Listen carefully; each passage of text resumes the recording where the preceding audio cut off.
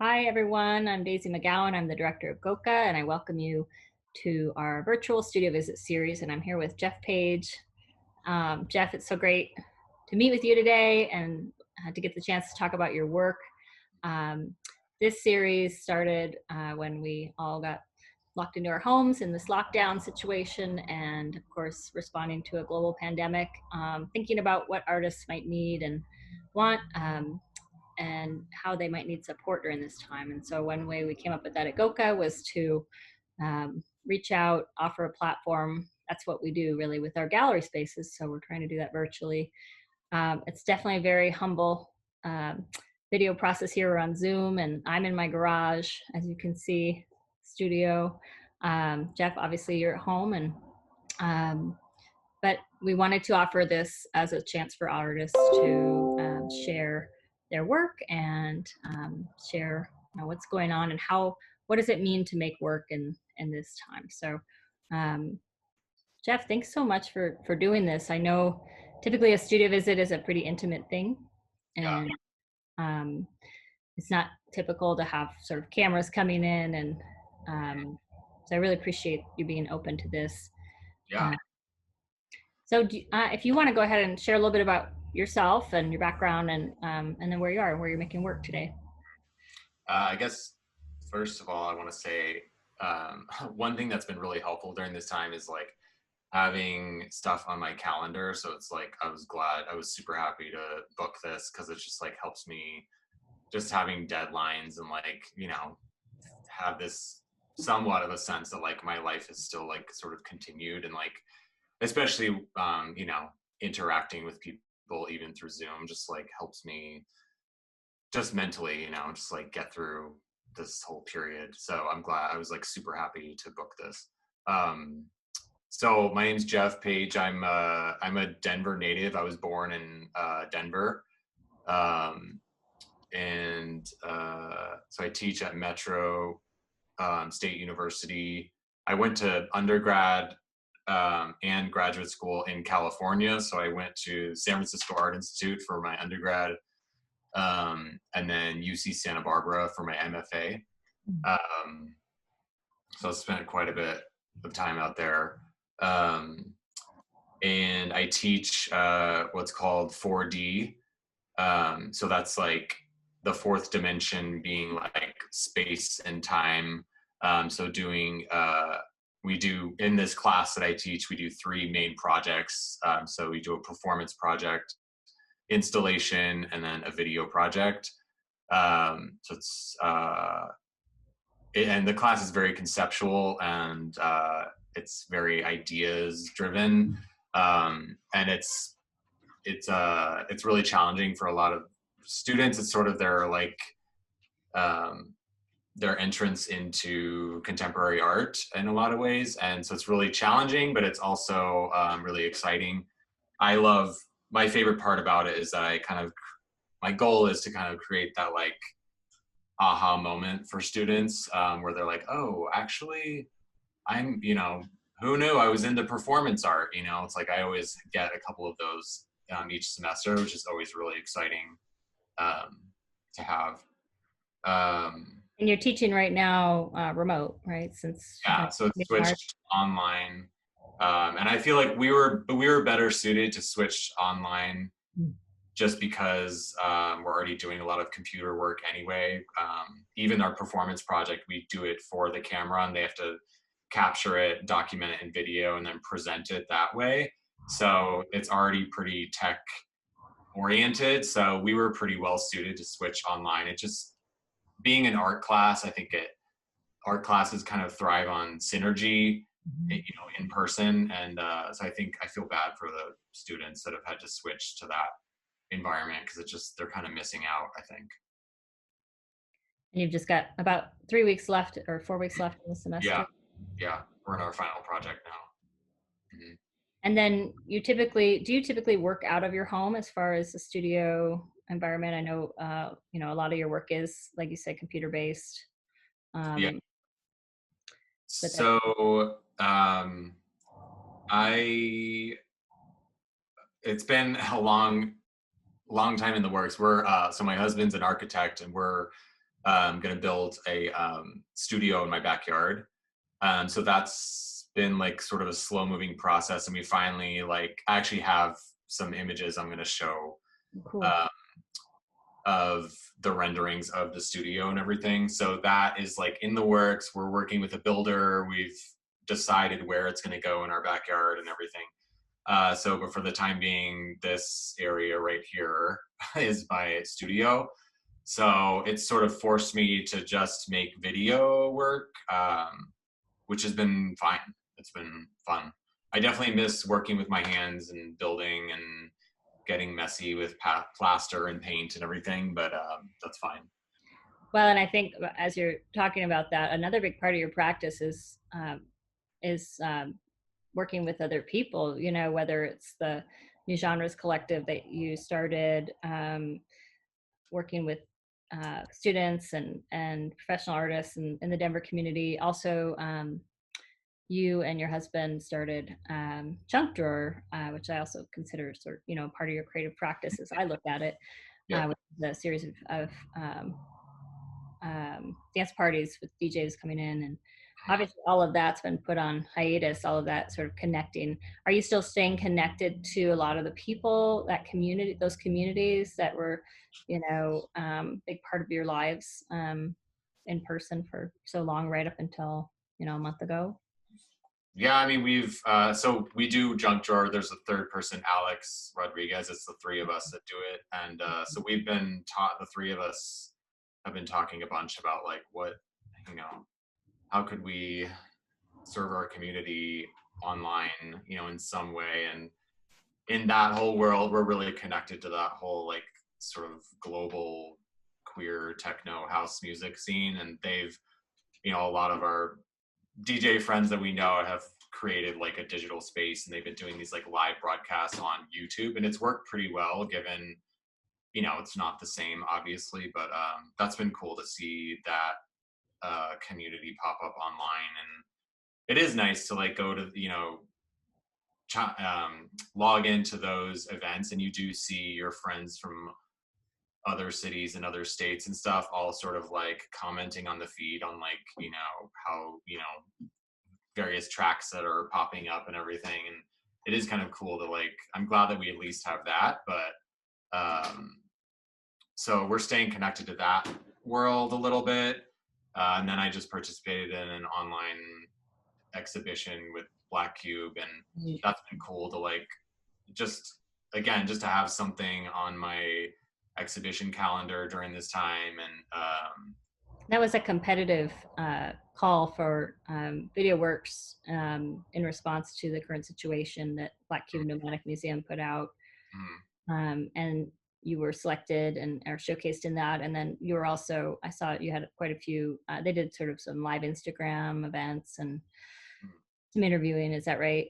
Sort of. Yeah, yeah, but interviewing all the artists, the 10 artists that were selected, they've interviewed them every Wow. day the past week.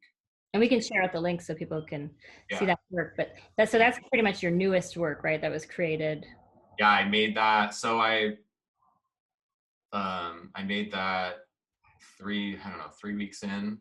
And I knew I was gonna make something about this period. One, because I have like all the time, I had like more time to do it, but also because I preach this idea a lot in my class, is that like um, people should use art as a tool in their life to like process things that are happening in your world. And it's, I think I just always feel so bad for people that aren't creative in some way, whether they're an artist or not, but like people that just don't have some sort of like creative outlet, because it really does, there is something mental health and like working with your hands and like working on something to build something or create something. There's something that happens physically and mentally with your body.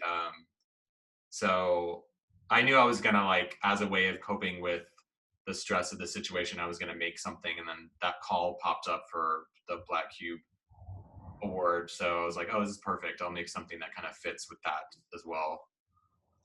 Yeah, because the work has a very sort of has some therapeutic notions, you know, that with the sort of this frame of crystals. And we were really fortunate to show another work in kind of similar, right, in that series. I don't know Yeah, if you, I don't know if start. you work in series or consider that series, but they're related in the Great Expectations show, which just closed the first week in March. It seems like years ago now. Wow. Um, but so we were showing that work January, February, March at GOCA. So this one is sort of continuing that thread. Do you want to talk about that series a little more? Yeah. So I can actually share my screen. Okay. Should I do that now? Yeah, that'd be great. So here we go. So this is my website. It's jeffpagestudio.com. And so I actually took a video, a still from the video that we were just talking about that was in the GOCA show. So this is, I put all my work up here.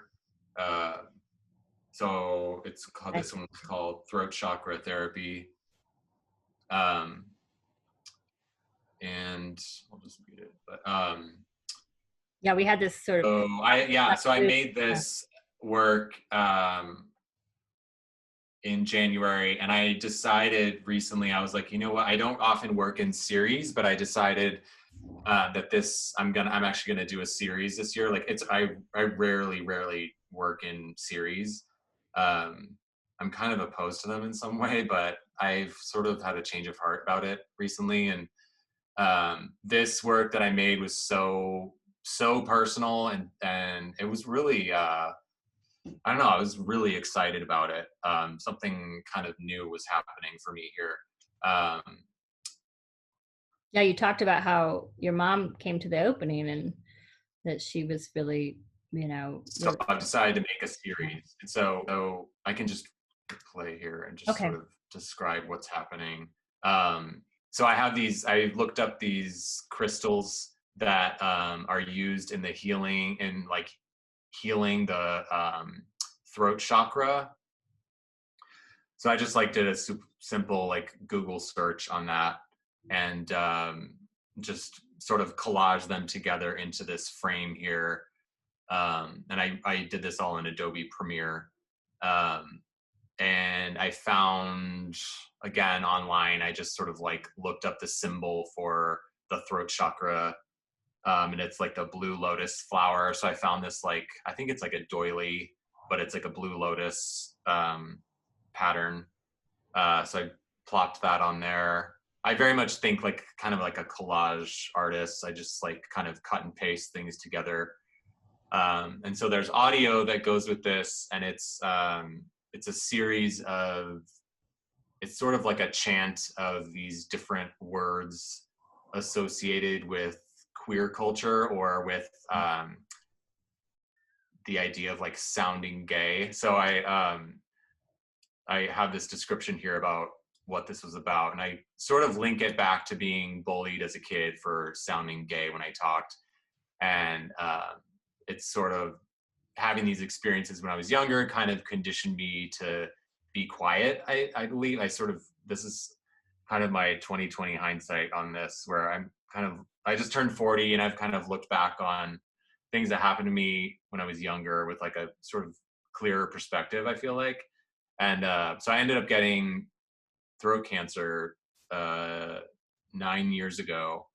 And it dawned on me recently that maybe I got that because my throat chakra was like clogged or not open. And I wondered why that would be. And I sort of linked it back to this period of being bullied for the way I talk. So I wanted to make an artwork that kind of um, sort of displayed all of those different ideas, and um, created this moment where I could like sort of heal or open that throat chakra in my own sort of experimental way by coming up with this list of words and saying them in a certain way. I don't know, is this? Let's see. Oops, sorry. So here's the sound. Yes.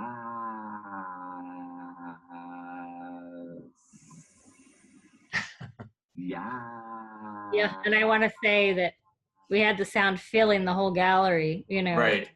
Yeah. um, almost like that level of vibration that's so very much in your throat, this kind of throat vibration. You can Yeah.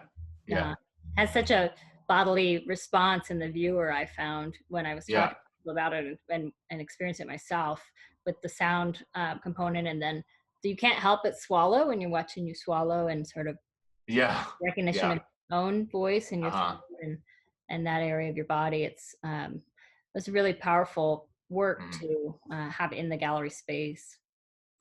Yeah, it was funny. We were laughing because you're like right when you walked in, you could hear, yeah, it was sort of vibrating throughout the space. I loved that. It was kind of unexpected. Um, so I decided my next video um, was going to also sort of be like an experimental therapy project. Um, and so I've recently been introduced to EMDR, which is, it's called eye movement desensitization and reprocessing. So it's this new therapy technique. You can read more about it on this link here. Um, so I I, knew I wanted to make a project that played with this idea of EMDR, but I didn't know exactly how I was going to do it. And then when COVID hit, I realized I'm like, oh, this is actually, I think this is the moment to make that video, because I really believe that culturally on like a global scale, we are going to go through, this is trauma. Like we're going through a traumatic period right now.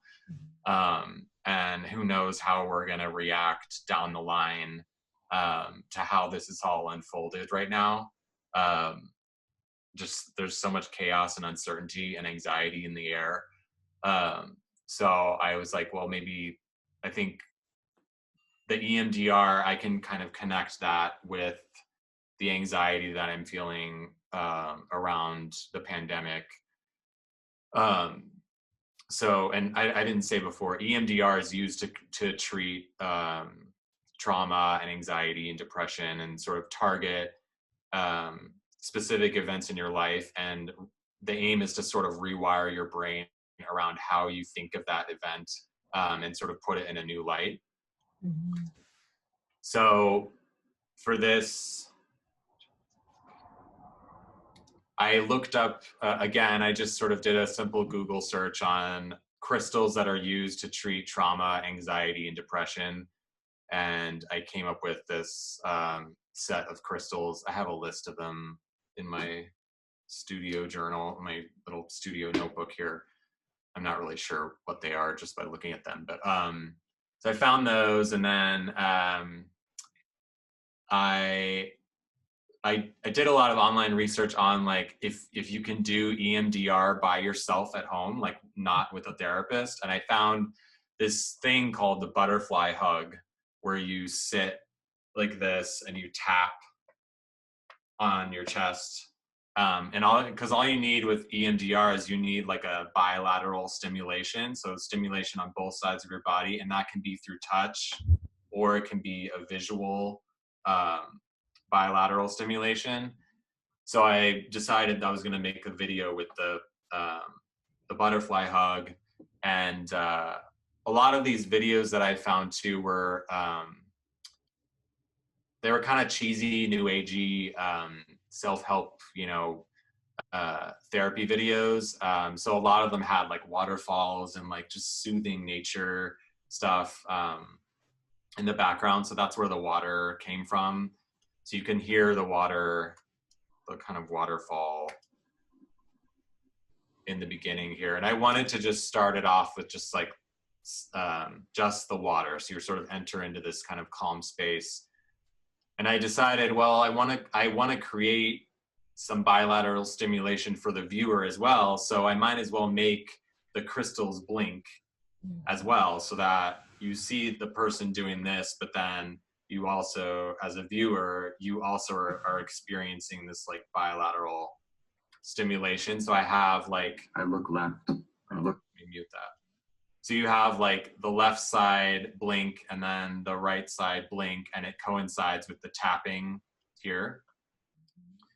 And so the water goes for a bit, and then Not there. I start reciting this poem, which is basically just like a list of anxious thoughts and feelings, and I kind of layer them together to sort of build this like um, this sense of like poetry, but also this sense of kind of like overwhelming, being overwhelmed with an onslaught of like thoughts and feelings and fears.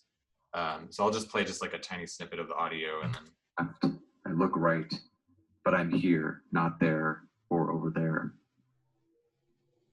Past the point of serenity, around uncertain corners and back home. This is a silence where anxiety we are not used to, is heating us to a powerful pause, omni-quiet. In this poem, thank the God virus is not metaphor. So it just goes on for another like 30 seconds. Really, it's a really short video, which I can talk more about why I'm a fan of short videos. I'm curious about that. Yeah. I did notice, so it makes me think about, the difference between seeing this on a screen and in a gallery. Yeah. When we projected it, the crystals were like a floating frame. Right. Looking at it in this black, Vimeo frame, just by the nature of how it's on the computer. Yeah. But then also, we had it looping, right? And so it almost feels, well, I suppose in a gallery setting, I often, it's hard for people to sit with the work for 5 minutes is too long. Oh yeah. And so I'm curious, and obviously you were thinking of an online audience for this because this was for that call. Yeah. So did that sort of make sense as far as, the length of time for you was similar to when you've shown this in a gallery setting too? Yeah. So that's why I'm influenced by, I studied with Laurel Beckman. She she's this awesome, really interesting video artist in Santa Barbara, at UC Santa Barbara. And she was a big fan of really dense but short videos. And I just kind of became hooked on that idea. Because I think it can live in multiple venues in that way. Like it can live online on Instagram, and then it can also live in a gallery playing on a loop. I think the loop is like just a really it's a really cool aspect of video that I think a lot about in terms of like how to use to my advantage. And also just, the attention span issue is such an issue in the gallery setting, and just in viewing contemporary art in general. Like people just don't commit. And I'm even as like a video artist, I'm as guilty as anyone. Like I often don't give a lot of video art enough time during, when I visit galleries and museums and stuff, because I have a whole agenda of things I want to do. It's interesting. It makes me think that the difference between sort of a linear narrative, or maybe a very Western way of thinking about narrative that's like, beginning, middle, end, and this sort of circular narrative that you're presenting, where you can just sort of come into the work and be with it, and experience it, but not feel a pressure to sort of follow a storyline necessarily. Yeah. I mean, obviously you can come in and leave at any point, and you can,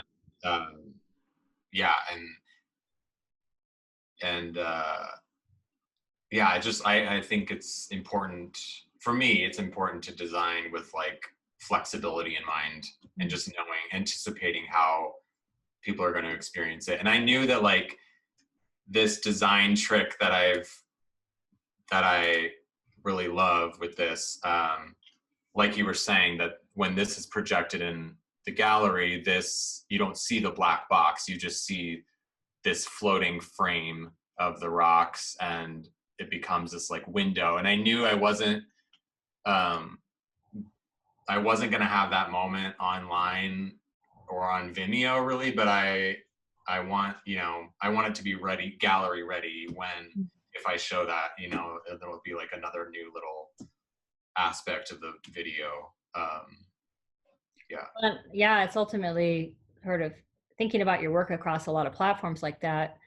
Mhm. Um, it gives you a chance to be very intentional with how it's experienced when you maybe don't have total control, right? Like Yeah. putting your work out online, maybe someone's looking at it on their phone, maybe it's on Yeah. a, maybe it's on a screen, a bigger screen. I know working with artists with new media over, with motion-based work over the last 15 years, a lot of times we spent a lot of time in the gallery on getting it just right, so that the experience is to this level that the artist really feels good with, as far as audio, video, projection, Mhm. space, uh, darkness. Gosh, I've done everything from paint an entire gallery gray with like frames for the video, used screen paint, built rooms, you know, um, and isolated video, and sometimes as a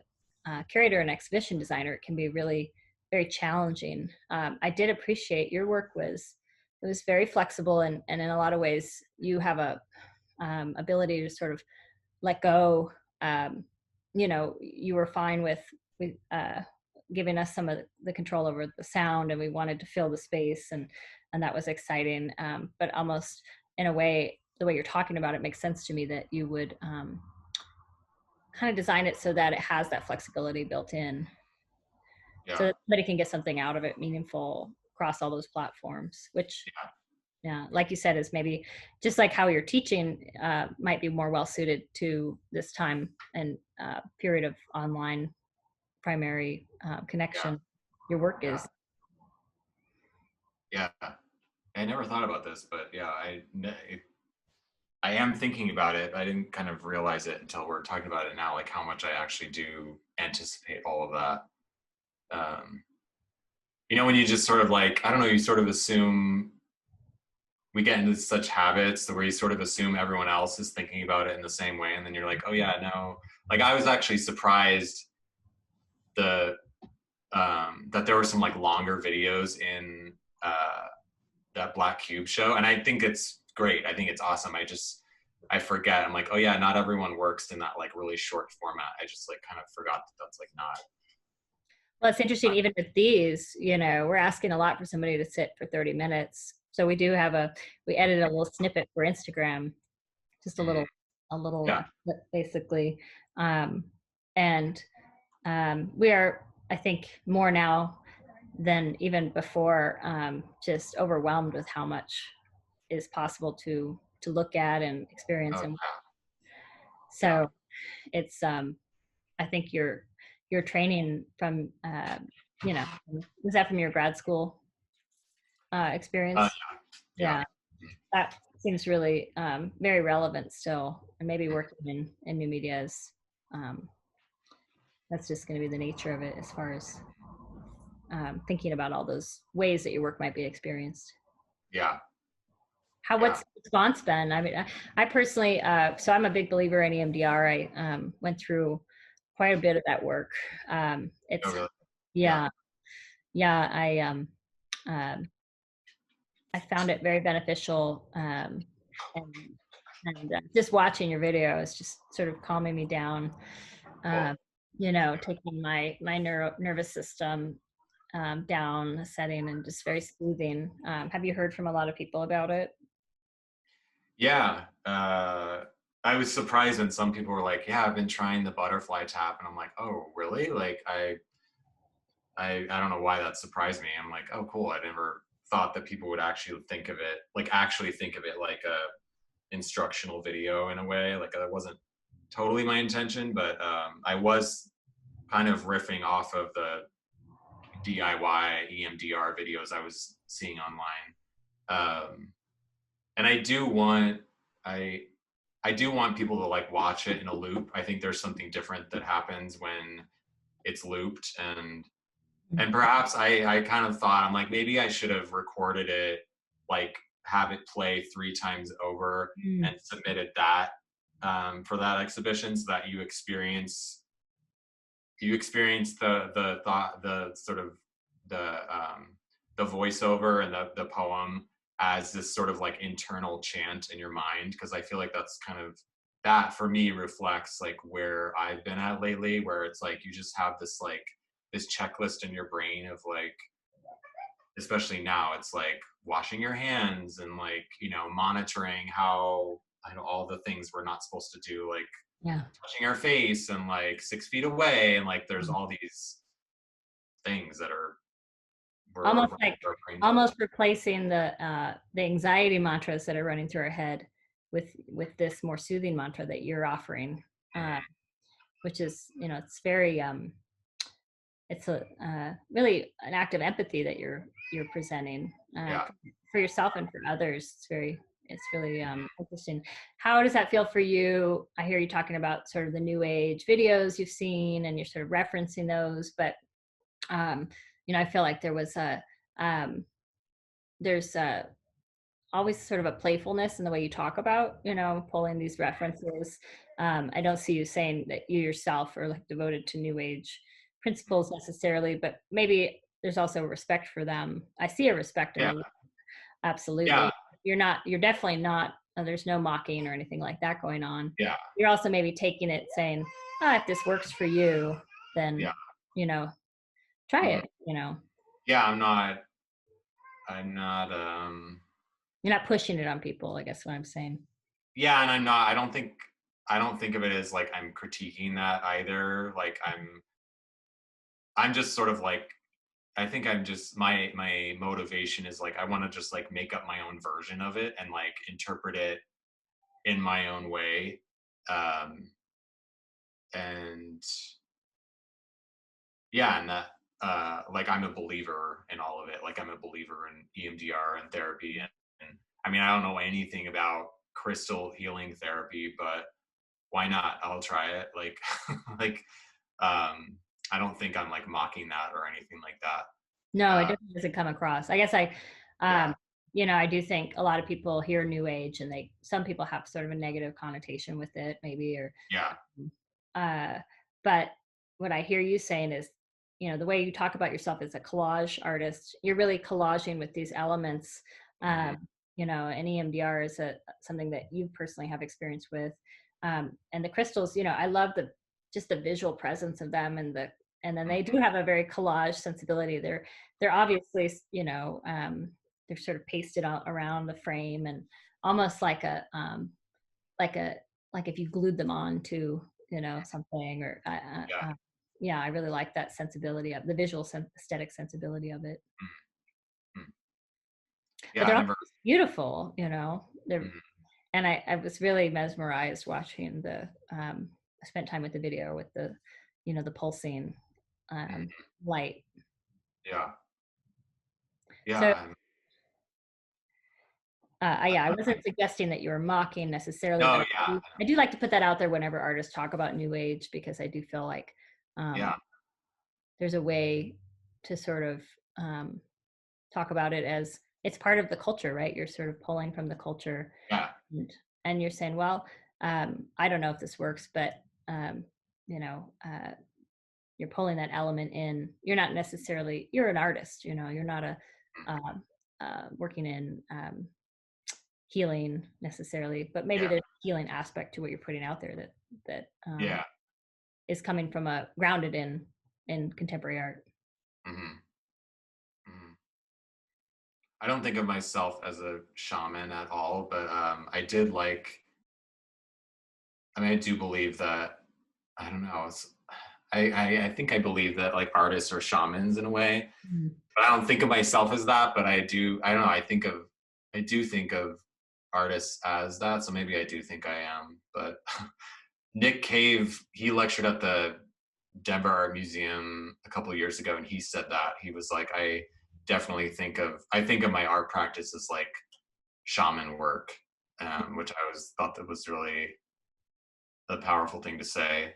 Um, Well, and it's interesting to consider that when Nick Cave first made the sound suits, they were in response to, you know, the Watts riots and the Rodney King period, when oh, there I was didn't know that. total Um, social breakdown, and he created them as a protective barrier for himself. So Yeah. they were grounded originally in, you know, feeling like he was very vulnerable, and they obviously reference different, you know, they pull on all these different cultures Mhm. and traditions, but they're very much his own thing. And but when you read about, you know, that history of it and think Mhm. about the period we're in right now, I actually do see a really strong connection with um, sort of what we wrap around ourselves as artists too, um, because I think, you know, ultimately artists are sort of channeling, they're channeling what's going on in the world right now for everybody, and that's Yeah. a very, that's pretty intense role, you know. And I think for Nick Cave, he was talking about just feeling like this gave him a feeling of armor or Power. an embrace, you know, Yeah. protection. Mm. Maybe not Yeah. armor so much because that's more militaristic. I don't think he talked about armor, but really Uh-huh. it gave a level of a layer of protection. And it Mhm. could have been talking, you know, my sister lived in LA at that time, and she lived right in that area, and she was terrified of um, there were riots, and it was totally, you know, understandable what was happening in that community. And Mhm. um, but I think for people that lived in it, it was scary. And so it's interesting to think about work coming out of challenging times and what the Yeah, artist can. I'm just one like sort of bright side to all this is I've been thinking um about all the art and music that this period will generate, you know. I mean, I found myself going in and out of feeling inspired. I definitely have days where I'm just like, I don't want to make anything. I don't want to go there. But then I've produced a lot of stuff, not necessarily art, but other types of projects. I'm going to share my screen if that's okay. I'll show Yeah. you my latest project. Um, so I just made this pair of pants here. Those are great. This is my other hobby is I'm really into Japanese. I'm wearing a kimono now. I'm like really into Japanese fabrics and clothing. So I found this, I've been working with this indigo fabric a lot. So I just made those a couple of days ago. Um, and we've been doing lots of like house projects and stuff. And then of course I'm going to make another video. Um, and I'll just show you, here's the rendering of, let's see, the rendering of my new studio that's coming up. So here it is. Oh, that was great. Yeah, it's gonna be awesome. I think it's around 12 feet by 16 feet. I think that's the dimensions there. Um, yeah, I'm really excited. I can't wait. I'm hoping that it'll be built by the end of the year, but we'll see. Well, it's good to have some things to look forward to and be kind of working Yeah, toward, like you were talking about, having things on your calendar. yeah, And then I'm sure when you're working with sewing and sort of clothing design, that those are really probably really pleasing because you can achieve those maybe fairly quickly. mhm, Whereas yeah, I'm guessing some of the video works take longer, yeah, longer process, yeah, and so you have something, and then you can wear it. And I know you've been baking a lot too, and yeah, I'm a yeah, fan of that form of outlet of stress relief. But um, it's also nice to see your space behind you there. You've got a great, you and Justin have a wonderful art collection. I see that Don Oh Fagen's. yeah, there's Don's piece. Yeah. Actually, I have a photo. I was gonna show of my. Let me find this here. Because this is my actual. I have a photo of my um, the space that I'm sitting in now. I just kind of wanted to show that from another angle. Your workspace, basically. Yeah. Yeah. So this is my real studio here. um, this is where I'm sitting right now. So this is my studio right now. I built this like really great stand-up desk right in the middle of our home. So that's my studio right now. So it's going to be a big upgrade when I finally switch to that And backyard space. and you and Justin, or like Don and I, you have an infinite home, and Justin's working from home, and I'm Yep. working from home, and we both have sort of, you know, modest size houses. And so is Yep. is it hard for you to find the time and feel like you have the space? I can imagine once you have that studio built, it's going to be a lot easier to sort of go into a separate space, Yeah. because Yeah. of course child care is like 24/7. It's just Yeah. there's no end to it. Yeah. Especially if you're both home. How are you Yeah. managing that? It's it changes quite frequently because our son is 7 months old and he's growing so fast. So there's so many changes that happen. So the current rhythm we're in now, um, it's going pretty smoothly. I mean, he's crawling now, so it's like so much more to manage. So my biggest block of time for art is at night when he goes to bed. And some nights I'm so tired. I just can't bring myself to like be creative. So that's the biggest challenge for me as an artist right now, is like having the energy at the end of the day to like dive into those few hours that I have and make stuff. But I do manage, depending on how Otto, our son, is during the day. Like he has days where he's like really self-entertained, like for an hour and a half he'll be in this swing that we have, and like I'm in the same room with him, but I can like really go deep into like a sewing project or something like that. And so I weasel it in throughout the day. I weasel in my like little creative stuff throughout the day. Like I made my video during the daytime on a couple days with him, while I was watching him, so I can make it work. So you're not necessarily having to, because sometimes it felt to me when I was putting my practice off until the end of the day after the kids were asleep, like I was giving my artist self the lowest priority. And yeah.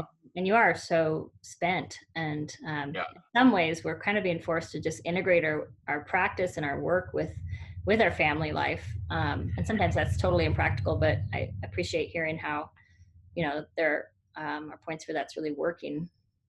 Obviously you're getting work out in the world, and it's getting great attention, so kudos to you on all of that. It's really admirable, but it sounds like it's also really personally meaningful, which I think that's kind of leads to my next question, which is what are sort of my last question for you, really, as we kind of wrap this up.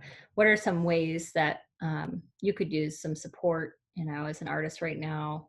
Obviously financial, and having these sort of platforms and spaces to get your work out. But is there anything else that artists that, generally, or you yourself see that, could maybe be beneficial, or anything you can think of to share along those lines? I think, this is something I've been thinking about. How can I use my skills to contribute to my community in the ways that I would like to be, opportunities that I would like to have, because opportunities like this, like setting up this interview and everything, like it creates this sense of value around art and around artist practice and stuff. So I've been thinking about like what sort of events or exhibitions or just opportunities could I create for other artists in my community, because I know how much it's like how positive, what an impact it's having on me, how helpful that is. So I've been thinking about like how can I contribute to that? What can I create for other people? And then where can I also seek out other opportunities, just to like stay engaged and keep my brain fresh, and to connect with other people. So I've been thinking about that, and I would encourage other people to think about that. Like, how can you offer support? How can you, I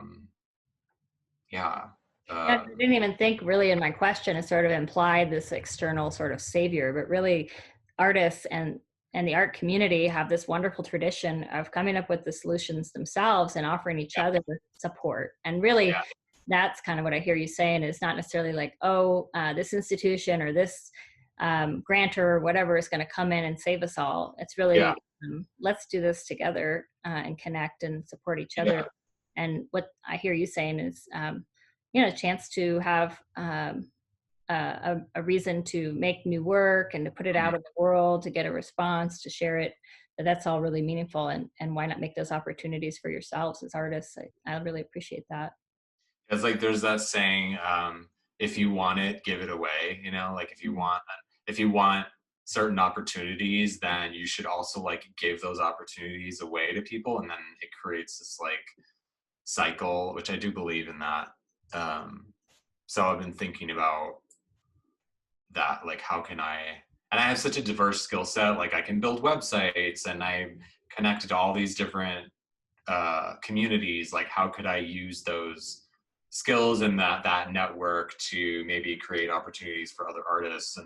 And also I'm like I want to start digging around online, because like right now it seems like every arts organization has a call out for some exhibition or something. So I do want to look around for other things, just to like make use of my time and to connect with new communities, and to inspire me to make like more video work and stuff. So because it is really helpful right now. Well, I think that that could be our new mantra. If you want it, give it away. Especially right now, as we're all sort of, there's a lot of fear, there's a lot of anxiety about, for some people really surviving, and it's probably this kind of impulse to compress ourselves down into our little units. And what you're really offering is a mindset where you're opening yourself up and letting go a bit of that impulse. And I think that's so valuable. It's really a shift that I appreciate hearing. So I'm going to go with that mantra. Okay. Yeah. I like how you bring up your mantras that you bring through. I know I'm like way more new agey than I realize. It's like no surprise I'm making like crystal videos right now.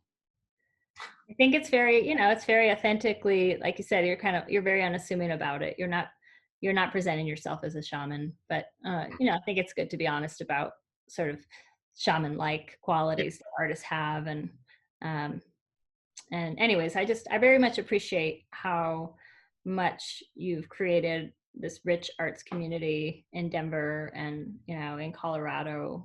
You're really one of our most interconnecting artists that I've come across, and your work is always at this level and caliber that really impresses me and brings new insights. And so I want to say thank you for continuing to put the work. Thank you. Yeah. Thank you for putting this together. It's very helpful for me. So we'll share this out on our website and social media. We'll include some the links to your website and the new work on the Black Cube page as well. Cool. And thank you so much, Jeff. Yeah, thank you. Your space and sharing. Yes. Stay safe and keep baking. And yes. Say hi to Dean and Don. I will. Say hi to Justin. Bye. Take care. Thanks. All right. Bye.